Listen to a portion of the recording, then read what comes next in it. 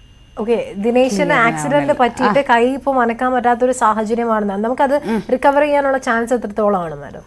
Recovery ചെയ്യാനുള്ള chances ഉണ്ട്, ഇല്ലെന്നും പറയാൻ പറ്റത്തില്ല. കുറച്ചൊരു 4 വർഷം ആയതുകൊണ്ട് കുറച്ച് താമസം വരുന്നേ ഉള്ളൂ. അപ്പം ലൈക്ക് ഡിപ്രസ് ആകാതെ ചെയ്യുക. ഇപ്പം മസിൽ പിടിത്തമാണോ വീക്ക്നെസ് ആണോ എന്ന് അറിയില്ല ദിനേശ്, അതുകൊണ്ട് ക്ലിയർ ആയിട്ട് പറയുന്നില്ല. അപ്പം എങ്ങനത്തെ ആക്സിഡന്റാ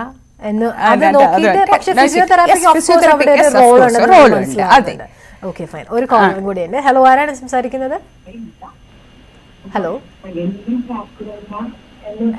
ഹലോ, ആ കോൾ TV-യിൽ കോൺസെൻട്രേറ്റ് ചെയ്യുന്നത്. നമ്മൾക്ക് ആദ്യം വിളിച്ച കോളർ പറഞ്ഞത് അവർ കുറെ വർഷങ്ങൾക്ക് മുൻപേ പാരലൈസ് ആയി പോയി. ഈവൻ അത് സ്ട്രോക്കിന്റെ അല്ലെങ്കിലും ഒരു ഇഞ്ചക്ഷൻ എടുത്തു എന്ന് പറഞ്ഞു. പക്ഷെ നമുക്കത് സ്ട്രോക്കുമായിട്ടൊന്ന് റിലേറ്റ് ചെയ്ത് നോക്കാം ഡോക്ടറെ. ഇപ്പൊ സ്ട്രോക്ക് വന്ന് നമ്മൾ ഫിസിയോതെറാപ്പി മാഡം പറഞ്ഞു, അതായത് നമ്മൾ ICUവിൽ നിന്ന് തന്നെ ഫിസിയോതെറാപ്പി സ്റ്റാർട്ട് ചെയ്യുന്നു. ചില ആൾക്കാർക്ക് പക്ഷെ അതിനെക്കുറിച്ച് ഒരു കൃത്യമായ അവയർനെസ് ഇല്ല. അപ്പൊ അവരത് ലേറ്റ് ആക്കും, വെച്ച് താമസിപ്പിച്ച് പിന്നീട് ചെയ്യാമെന്നുള്ള ഒരു ഫീലിലേക്ക് മാറും. പക്ഷെ അത് എത്രത്തോളം ദോഷകരമാണ്? മീൻസ് നമുക്ക് എപ്പോഴും ഏർലി സ്റ്റിമുലേഷനാണ് റിക്കവറിയുടെ കുറച്ചുകൂടി റിസൾട്ട്സ് കൊണ്ടുവന്നത്. പക്ഷേ ഏർലി സ്റ്റിമുലേഷൻ കൊടുത്തിട്ടില്ലെങ്കിലും നമുക്ക് എത്ര വേഗം അത് സ്റ്റാർട്ട് ചെയ്യുന്നോ അതുപോലെ ആയിരിക്കും റിക്കവറി. ഞാൻ പറഞ്ഞില്ലേ, ഇൻപുട്ട് നമ്മളുടെ ബ്രെയിൻ അത് മറന്നിരിക്കുക. അപ്പോൾ നമ്മൾ ഫിസിയോതെറാപ്പിസ്റ്റ് മാത്രം ചെയ്താൽ പോരാ, ഫാമിലി മെമ്പേഴ്സിനടുത്ത് നമ്മൾ അഡ്വൈസ് ചെയ്യാറുണ്ട് 1 മണിക്കൂറിന് ഒരു 5 മിനിറ്റ് എങ്കിലും മൂവ് ചെയ്യിപ്പിക്കണമെന്ന്. അപ്പോൾ ബ്രെയിൻ മറന്നിരിക്കുമ്പോഴത്തേക്ക് ലൈക്ക് നെർവിന് ചേഞ്ചസ് ഇവിടെ നിന്ന് അത്ര വരെ എത്താൻ കുറച്ചുകൂടി സ്റ്റിമുലേഷൻ കൂട്ടണം. അപ്പോൾ ഒരുപാട് മൂവ്മെൻറ്റ്സ് കൊടുക്കുമ്പോഴത്തേക്ക് ഓട്ടോമാറ്റിക്കായിട്ട് ന്യൂറോപ്ലാസ്റ്റിസിറ്റി എന്ന് പറഞ്ഞ വന്നിട്ട് കൊലാറ്ററൽസ് വരും, കുറച്ചുകൂടെ റിക്കവറി വരും. അപ്പം റെപ്പറ്റീഷൻസ് വളരെ ഇമ്പോർട്ടൻ്റ് ആണ്. അതുകൊണ്ട് ഫിസിയോതെറാപ്പി ഇപ്പോൾ നമ്മളായിട്ട് സ്വന്തമായിട്ട് ഇപ്പോൾ കൈ തളർന്ന് ഇത് ചെയ്യാൻ പറഞ്ഞാൽ ഒരു ഹ്യൂമൻ നേച്ചറാണ്. ഒരു 10 പ്രാവശ്യം ചെയ്യുമ്പോൾ നമ്മൾ മതിയാക്കും. വേറെ ഒരാൾ വന്ന് പറയുമ്പോഴത്തേക്ക് ഓട്ടോമാറ്റിക്കായിട്ട് അവരുടെ ഗൈഡൻസിൽ കുറച്ചുകൂടെ നമുക്ക് ചെയ്യാൻ പറ്റും. പിന്നെ വേറെ ഒരു കാര്യം, ഈ സ്ട്രോക്ക് വന്നു കഴിഞ്ഞിട്ട് പേഷ്യൻസ് എല്ലാവരും വീട്ടിനകത്താണ് ഇരിക്കുന്നത്. യൂഷ്വലി എൻ്റെ ഒപ്പീനിയനിൽ നമ്മളിപ്പോൾ പേഷ്യൻസിന് OP-യിൽ കൊണ്ടുവരാൻ പറയും. 4 പേരെ കാണുമ്പോഴത്തേക്ക് ഒരു സെൽഫ് മോട്ടിവേഷൻ കിട്ടും. ഇപ്പോൾ വീട്ടിനകത്ത് ഇരിക്കുമ്പോഴത്തേക്ക് ലൈക്ക് നമ്മൾ മാത്രം ഇങ്ങനെ അതിനൊരു ഡിപ്രഷൻ വരും. അപ്പം നമ്മളുടെ ഹോസ്പിറ്റലിൽ ഒരു ഗ്രൂപ്പ് തെറപ്പി ഉണ്ട്, OP ക്ലിനിക് ഉണ്ട്. അപ്പോൾ വന്നിട്ട് എല്ലാം ഒരു ഔട്ടിംഗ് പോലെ വന്നിട്ട് എല്ലാ എക്സസൈസും ചെയ്ത് കഴിഞ്ഞ് 4 പേരെ കണ്ട് സംസാരിച്ചിട്ട് പോകുന്നത് മെൻ്റലി അവർ ആക്റ്റീവാണ്, ഫിസിക്കലി അവർ തിരിച്ച് ജീവിതത്തിലോട്ട് വരാനുള്ള ഒരു കോൺഫിഡൻസ് വരുന്നുണ്ട്. ലൈക്ക് ഓവറോൾ ഒരു കോൺഫിഡൻസ് വരുന്നുണ്ട്. ഡോക്ടർ നേരത്തെ ഒരു ചെസ്റ്റ് തെറപ്പിയുടെ കാര്യം പറഞ്ഞു, അതായത് ഇത് ശ്വാസകോശത്തിൽ കഫം കെട്ടിക്കിടക്കുന്ന അവസ്ഥയെ നമ്മൾ ഒഴിവാക്കാൻ വേണ്ടിയിട്ട്. അപ്പം അതുപോലെ എന്തൊക്കെ തരത്തിലുള്ള ഇതിന് ഓരോ സ്റ്റെപ്പ് ഉണ്ടാവുമല്ലോ, ഫിസിയോതെറാപ്പിക്ക് തന്നെ ഓരോ വേ ഓഫ് ട്രീറ്റ്മെന്റ്, ഓരോ കാറ്റഗറി വൈസ് ഉണ്ടാവുമല്ലോ, അതെന്തൊക്കെയാണെന്ന് പറയാം. ഫസ്റ്റ് ICUയിൽ വെച്ചിരിക്കുമ്പോൾ അബോധാവസ്ഥയിലായിരിക്കുമ്പോഴത്തേക്ക് നമുക്ക് ചെസ്റ്റ് ഫിസിയോതെറാപ്പി, ബിക്കോസ് പേഷ്യൻസിന് നോർമൽ ബ്രീത്തിങ് ഉണ്ടാവത്തില്ല, എപ്പോഴും ബെഡ് റിഡൻ ആയിരിക്കുമ്പോൾ ചെസ്റ്റിൽ സെക്രീഷൻസ് കളക്ട് ആകാനുള്ള ചാൻസസ് കൂടുതലാണ്. അതുകൊണ്ട് ചെസ്റ്റ് ഫിസിയോതെറാപ്പി ചെയ്യുന്നത്. പിന്നെ സെക്കൻഡ് തിങ് പ്രോപ്പർ പൊസിഷനിങ് ആണ്. പേഷ്യൻസ് കോൺഷ്യസ് അല്ല, അപ്പോൾ എങ്ങനെയാണ് കൈയും കാലും അവർ ചെയ്യുന്നതെന്ന് അറിയത്തില്ല. പിന്നെ സെക്കൻഡ് തിങ് കോംപ്ലിക്കേഷനായിട്ട് കാണുന്നത് ഷോൾഡറിലാണ്. ഇപ്പോൾ നേഴ്സസ് ആയാലും ശരി, കെയർ ടേക്കേഴ്സ് ആയാലും ശരി, അങ്ങോട്ട് പേഷ്യൻ്റ് ചരിക്കുമ്പോഴത്തേക്ക് ഇങ്ങനെ വലിച്ചാണ് അങ്ങോട്ട് ടേൺ ചെയ്യുന്നത്. അങ്ങനെ ചെയ്യുമ്പോഴത്തേക്ക് ഷോൾഡറിന് മസിൽ പവർ ഇല്ലാത്തത് കൊണ്ട് ആ ജോയിൻറ്റ് വിട്ടുപോകാനുള്ള ചാൻസസ് കൂടുതലാണ്. അപ്പോൾ യൂഷ്വലി നമ്മൾ ചെയ്യുന്നത് ഷോൾഡർ സപ്പോർട്ട്, അവിടുത്തെ നമ്മളുടെ ICUയിലുള്ള നഴ്സസിൽ എല്ലാവരും പഠിപ്പിച്ചിട്ടുണ്ട് എങ്ങനെയാണ് പേഷ്യൻറ്റ് ഷിഫ്റ്റ് ചെയ്യണം. അതുപോലെ കെയർ ടേക്കേഴ്സിനെ പഠിപ്പിക്കും. ഇല്ലെങ്കിൽ ഷോൾഡർ സപ്പോർട്ട് കൊടുക്കും. ഷോൾഡർ സപ്പോർട്ട് എടുക്കുമ്പോൾ ഇപ്പോൾ ഒരു അറിയാതെ ഒരു ലെയ്മാനെ പിടിച്ച് വലിക്കുമ്പോഴത്തേക്ക് ഒന്ന് ബോഡി വെയിറ്റ് ആയിരിക്കാം, വേഗം അവർ എനിപ്പിച്ചിരുത്തനായിരിക്കും. അപ്പോൾ ഷോൾഡർ കോംപ്ലിക്കേഷൻസ് പ്രിവെൻറ്റ് ചെയ്യണമെങ്കിൽ പ്രോപ്പർ പൊസിഷനിങ് ആണ്. പിന്നെ ലൈക്ക് ജോയിൻറ്റ്സ് എല്ലാം നീട്ടി വെച്ചിട്ട് 2 സൈഡിലും പില്ലോ വെച്ച് ഈ റിസ്റ്റും നോർമൽ സിനർജീന്ന് വെച്ചാൽ ഈ ഗ്രാവിറ്റി കൊണ്ട് ഇങ്ങനെയാണ് പോകുന്നത്. അപ്പോൾ അതിൻ്റെ ഓപ്പോസിറ്റ് സൈഡ് സ്ട്രെച്ച് ചെയ്ത് വെക്കാറുണ്ട്. അതുപോലെ പിന്നെ DVT, ഈ വെയിൻസിലുള്ള ബ്ലഡ് ക്ലാട്ട് ആകാനുള്ള ചാൻസ് ഉണ്ട്, ബിക്കോസ് അണക്ക ഇല്ലാത്തത് കൊണ്ട്. അപ്പോൾ നമ്മൾ DVT പമ്പ് കണക്ട് ചെയ്യാറുണ്ട്. ഇല്ലെങ്കിൽ physiotherapist ankle movement, patient conscious ആണെങ്കിൽ എപ്പോഴും ആങ്കിളിന് മുകളിലോട്ട് അപ്പ് ആൻഡ് ഡൗൺ ചെയ്യാൻ പറയും.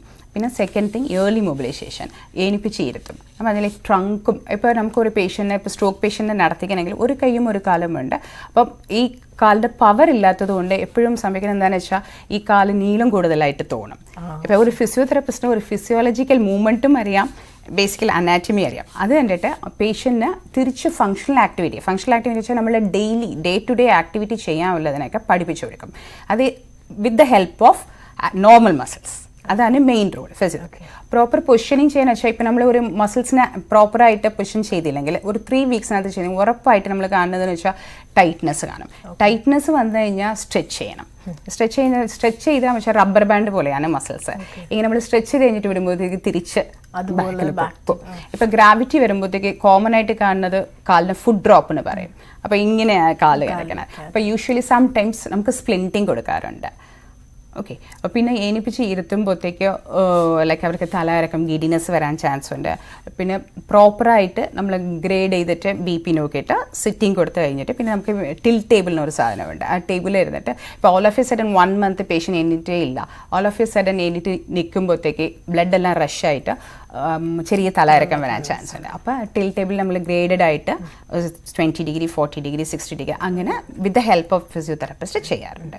പിന്നെ സ്റ്റാൻഡിങ് കഴിഞ്ഞിട്ട് വാക്കിംഗ്. പിന്നെ ഒരാൾക്ക് ഇപ്പോൾ സ്ട്രോക്ക് വന്നു കഴിഞ്ഞാൽ കുറേ ഫീഡ്ബാക്ക് വേണ്ടി വരും. ചില ആൾക്കാർക്ക് സ്പീച്ച് അഫക്റ്റ് ചെയ്ത് കാണും. അപ്പോൾ അവർക്ക് ഗസ്റ്റേഴ്സ് മൂലം നമുക്ക് റീഹാബിലിറ്റേറ്റ് ചെയ്യാറുണ്ട്. സെക്കൻഡ് തിങ്, അവർ ഈ സൈഡ് മറന്നിരിക്കുമല്ലേ. ഇപ്പോൾ വലത്തേ കൈ പൊക്കാൻ പറഞ്ഞാൽ നോർമൽ ഹാൻഡ് ആയിരിക്കും പൊക്കുന്നത്. നമ്മളെപ്പോഴും ബൈസ്റ്റാൻഡേഴ്സ് ആയാലും ശരി കെയർ ടേക്കേഴ്സിനെ പറയുന്നത് ഏത് സൈഡ് അഫക്റ്റഡോ ആ സൈഡ് ഇരുന്ന് സംസാരിക്കുക. ആ സൈഡ് കൊണ്ട് മറ്റേ സൈഡിന് ഒരു പ്രൊപ്രിയോസെപ്ഷന് വേണ്ടി പിടിക്കാൻ പറയും. പിന്നെ എപ്പോഴും കമ്മ്യൂണിക്കേറ്റ് ചെയ്യുന്നത് എല്ലാ കാര്യം ചെയ്യുന്നതും അഫക്റ്റഡ് സൈഡിൽ നിന്ന് സൈഡായിരിക്കും. പിന്നെ സെക്കൻഡ് തിങ് ഓഡിയോ ഫീഡ്ബാക്ക്. നമുക്ക് ഓഡിയോ ഫീഡ്ബാക്ക് ഈ കൈ പൊക്കാൻ എപ്പോഴും ഇടയ്ക്കിടയ്ക്ക് ഒരു കമൻസ് കൊടുത്തുകൊണ്ടിരിക്കും. വിഷ്വൽ ചില ആൾക്കാർ അപ്പോൾ പാരലൽ ബാറിന് പറയും. പാരലൽ ബാറിന് വെച്ചാൽ 2 കാമ്പിന് ഒരു ഫ്രണ്ടിലെ മിറർ കാണും.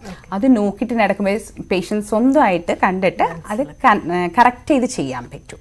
നമ്മൾ പറയുമ്പോൾ ഓൾ ഓഫ് എ സഡൻ മനസ്സിലാവത്തില്ല. അപ്പോൾ ഇതൊരു റീഹാബിലിറ്റേഷൻ എന്ന് വെച്ചാൽ ഇറ്റ്സ് ലൈക്ക് ഒരു ഹോൾ പ്രോസസ്സാണ്. ഫ്രം ഹെഡ് ടു ടോ ഒരു എന്തൊക്കെ അഫക്റ്റഡോ അതനുസരിച്ചിട്ട് ഫിസിയോതെറാപ്പി അസസ് ചെയ്യും. മെയിനായിട്ട് muscle tone, power, range of motion നോക്കിയിട്ട് ഇത്രയും ഇത് നോക്കിയിട്ട് ഇതാണ് നമ്മളുടെ ബ്രെഡ് ആൻഡ് ബട്ടർ. ഫങ്ഷണൽ ആക്ടിവിറ്റിയോട് നോക്കിയിട്ട് പക്ഷേ മെഡിക്കൽ കോംപ്ലിക്കേഷൻ സ്റ്റേബിളായിട്ട് ഇതെല്ലാം ചെയ്യാം. ശരി, നമുക്കൊരു കോളറും കൂടെ ഉണ്ട്. ഹലോ, ആരാണ് സംസാരിക്കുന്നത്? ഹലോ. ഹലോ, ഇതാരാണ്? അനിൽകുമാർ. അനിൽകുമാർ, ശരി. മാഡത്തിനോട് സംശയം ചോദിച്ചോളൂ. പറഞ്ഞോ. ഹലോ അനിൽകുമാർ, ടിവിയിൽ ശ്രദ്ധിക്കരുത്. ടിവിയിൽ ശ്രദ്ധിക്കാതെ കണ്ടിന്യൂസ് ആയിട്ട് സംശയം ചോദിച്ചോളൂ. കേൾക്കുന്നുണ്ട്. ഹലോ. ഹലോ. എനിക്ക് 3 വർഷത്തിന് മുമ്പ് സ്ട്രോക്ക് വന്നിരുന്നു. ഓക്കെ. ഇപ്പോഴ് സംസാരിക്കുമ്പം സംസാരം അധികം പുറത്തോട്ട് വരില്ല. ഓക്കെ. അതും ആ വലത് കണ്ണ് കാണാനും വയ്യ. സ്പീച്ച് നേരത്തെ അഫക്റ്റഡ് ആയിരുന്നോ? നേരത്തെ ഈ വന്ന സമയത്ത് 1 മാസം വരെ സംസാരിക്കാൻ ഒക്കത്തില്ലായിരുന്നു, നാക്ക് തിരിയത്തില്ലായിരുന്നു. ഇപ്പൊ കുറച്ച് കുറവുണ്ട്. പക്ഷെ സംസാരിച്ച ടെൻഷൻ കൊണ്ട് ഒന്നിലധികം തിരിക്കും, അല്ലെങ്കിൽ കരച്ചിൽ വരും. ഓക്കെ. സ്പീച്ച് തെറപ്പി എടുത്തിട്ടുണ്ടായിരുന്നോ? Speech therapy sessions? ഒന്ന് സ്പീച്ച് തെറപ്പിസ്റ്റ് അടുത്തുള്ള സ്പീച്ച് തെറപ്പിസ്റ്റിനെ കാണുവാണെങ്കിൽ അവർ കുറച്ചുകൂടെ ടിപ്സ് പറഞ്ഞു തരും. അവരെ നോക്കിയിട്ടെ അപ്പോൾ കുറച്ചുകൂടെ ഇപ്പം പറയുന്നത് മനസ്സിലാവുന്നുണ്ട്. കുറച്ചുകൂടെ ക്ലിയർ ആവണമെങ്കിൽ സ്പീച്ച് തെറപ്പിസ്റ്റിനെ കണ്ടു കഴിഞ്ഞാൽ അവർ കുറച്ചുകൂടെ ടിപ്സ് പറഞ്ഞു തരും കേട്ടോ. കൈയും കാലൊക്കെ മൂവ് ചെയ്യാൻ പറ്റുന്നുണ്ടോ? അതെല്ലാം ഉണ്ട്. ഇപ്പം എനിക്ക് വലത് കണ്ണ് കാണാനും വയ്യ. പിന്നെ ഈ ഇങ്ങനെ ടെൻഷൻ കൊണ്ട് സംസാരം പെട്ടെന്ന് കരയുകയോ അല്ലെങ്കിൽ ചിരിക്കുകയോ ചെയ്യും. ഏജ് എത്ര ഉണ്ട്? അനിൽകുമാർ, പ്രായം എത്രയാണ്? 58 വയസ്സുണ്ട്. 58. ഒന്ന് ഓഫ്തമോളജിസ്റ്റിനും കാരണം ന്യൂറോളജിസ്റ്റും കൂടെ ഒന്ന് കൺസൾട്ട് ചെയ്യുക. ഈ സിംറ്റംസ് പറയുക കേട്ടോ. സ്പീച്ച് തെറപ്പിസ്റ്റിനെ കണ്ടു കഴിഞ്ഞ് ഒരു ഒപ്പീനിയനും കൂടെ എടുക്കണേ. ശരി, വളരെ നന്ദി വിളിച്ചതിന്. ഡോക്ടർ, ഈ സ്പീച്ച് എന്ന് പറയുന്നത് വളരെ ഇമ്പോർട്ടൻ്റ് ആണ്. ചിലർക്ക് ഈ സ്ട്രോക്ക് വന്നു കഴിയുമ്പോഴത്തേക്കും ഈ സ്പീച്ച് നഷ്ടപ്പെട്ടു പോകുന്ന ഒരു സാഹചര്യം, അല്ലെങ്കിൽ മുഖത്തിന്റെ ഭാഗത്തേക്ക് ഇങ്ങനെ ഒരു കോടൽ വരുന്ന സാഹചര്യമൊക്കെ ഉണ്ട്. അതൊക്കെ നമുക്ക് ഈ ഫിസിയോതെറാപ്പിയിലൂടെ ശരിയാക്കി എടുക്കാൻ സാധിക്കും. അതെ. അപ്പോൾ സ്പീച്ച് തെറപ്പിസ്റ്റ് കോൺസെൻട്രേറ്റ് ചെയ്യുന്നത് ലൈക്ക് സ്പീച്ച് ലാംഗ്വേജിനാണ്. ഈ മുഖത്തിന് ഇത് വരുന്നതെന്ന് വെച്ചാൽ ഫേഷ്യൽ പാൽസി എന്ന് പറയും. ഈ സ്ട്രോക്ക് അഫക്റ്റ് ചെയ്യുമ്പോഴത്തേക്ക് 1 side of the facial muscles affect ആവും. അപ്പോൾ അതൊക്കെ നമ്മൾ ചെയ്യുന്നത് ഫിസിയോതെറാപ്പിസ്റ്റ് ആണ്. ഫേഷ്യൽ മസിൽ എക്സസൈസ് പറഞ്ഞു തരും. പിന്നെ ആവശ്യം വരുവാണെങ്കിൽ സ്ട്രാപ്പ് ചെയ്ത് വെക്കാറുണ്ട്. ഫേഷ്യൽ മസിൽ എക്സസൈസ് ചെയ്യുമ്പോൾ തന്നെ ഒരു 95% ആൾക്കാർ നോർമൽ ആവാറുണ്ട്, ശരിയാവാറുണ്ട്. ഓക്കെ, പിന്നെ ഹോം പ്രോഗ്രാം പറഞ്ഞു തരും. അതായത് നമ്മൾ എപ്പോഴും നമ്മുടെ ഫാമിലിയുടെ ഒരു സപ്പോർട്ട് വളരെ ഇമ്പോർട്ടൻ്റ് ആണ്. അതാ പറഞ്ഞത്, റീഹാബിലിറ്റേഷനിൽ ഇപ്പോൾ ഒരാൾ സ്ട്രോക്ക് കഴിഞ്ഞിട്ട് എന്നെ കൊണ്ട് പറ്റുന്നില്ല എന്ന് പറഞ്ഞാൽ കൂടെ ഉള്ള ബൈസ്റ്റാൻഡേഴ്സ് അതേന്ന് പറഞ്ഞാൽ പിന്നെ നമുക്ക് ബേസിക്കലി ഡിപ്രസിങ് ആണ്. അങ്ങനെ ഇല്ല പറ്റുമെന്ന് പറഞ്ഞു കഴിഞ്ഞാൽ അവർ ഓട്ടോമാറ്റിക്കായിട്ട് സെൽഫ് മോട്ടിവേഷൻ വരും, ട്രൈ ചെയ്യും. അതൊക്കെയാണ് അതാണ് പറഞ്ഞ ഒരു ടീം അപ്രോച്ചാണ്. അവരെ തിരിച്ച് ജീവിതത്തിലോട്ട് കൊണ്ടുവരുന്നതെന്ന് വെച്ചാൽ എല്ലാവരും കൂടെ സഹകരിച്ചാൽ 100% ഈസി ആയിട്ട് കൊണ്ടുവരാൻ പറ്റും. അതെ, നമുക്കൊരു കോളറും കൂടെ ഉണ്ട്. ഹലോ, ആരാണ് സംസാരിക്കുന്നത്? ഹെർമൻ. ആരാണ്? ഹെർമൻ. ഹെർമൻ. ശരി ഹെർമൻ, സംശയം ചോദിച്ചോളൂ.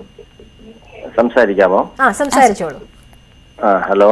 ഹലോ, പറഞ്ഞു. ഹലോ. മാഡം, ഞാന് എനിക്ക് ഒരു 6 മാസത്തിന് മുമ്പ് എനിക്ക് അറ്റാക്ക് വന്നിരുന്നു. ഹലോ. പറയാമോ? എനിക്ക് ഒരു 6 മാസത്തിന് മുമ്പ് അറ്റാക്ക് വന്നിരുന്നു. അതുമായി ബന്ധപ്പെട്ട് ട്രിവാൻഡ്രം മെഡിക്കൽ കോളേജിൽ കൊണ്ടുപോവുകയും അവര് ആൻജിയോഗ്രാം ചെയ്തപ്പോൾ ഒരു 5 ബ്ലോക്ക് ഉണ്ടെന്ന് പറയും. 5 ബ്ലോക്കില് ആദ്യം അവർ 2 ബ്ലോക്ക് റിന്യൂ മാറ്റി ആൻജിയോപ്ലാസ്റ്റി ചെയ്തു. ആ 2 ബ്ലോക്ക് മാറ്റി എന്നെ വീട്ടിൽ വിട്ടതിന് ശേഷം അതിന്റെ 3ന്റെ അന്ന് അതിരാവിലെ ഒരു 5 മണിയോടുകൂടി ഞാൻ പെട്ടെന്ന് ഉണരുമ്പോൾ എന്റെ വലതു ഭാഗത്ത് കവിളിൽ മോണയുടെ ഭാഗത്ത് ഇങ്ങനെ ഒരു വലിയൊരു തടിപ്പ് പോലെ ഇങ്ങനെ പെട്ടെന്ന് ഇങ്ങനെ ഫുട്ബോൾ പോലെ പൊങ്ങി വരികയും എന്റെ ചൂണ്ടെല്ലാം ഇടത് ഭാഗത്തോട്ട് ഇങ്ങനെ കോണി പോവുകയും ഒരവസ്ഥ ഉണ്ടായി. അപ്പൊ അതിൽ തൊട്ടപ്പോഴത്തേക്കും തീ പോലെ ഉണ്ടായി അതിന്റെ പുറം. അങ്ങനെ ഒരു സ്ട്രോക്ക് ആണെന്ന് മനസ്സിലായി ഉടനെ തന്നെ മെഡിക്കൽ കോളേജിൽ കൊണ്ടുപോയി ഏകദേശം 2 ദിവസത്തോടെ കിടന്നു. എന്നാൽ അവരതിനെ ആ സ്ട്രോക്കിനുള്ള ട്രീറ്റ്മെന്റ് ചെയ്ത് തന്നെ വിട്ടുവെങ്കിലും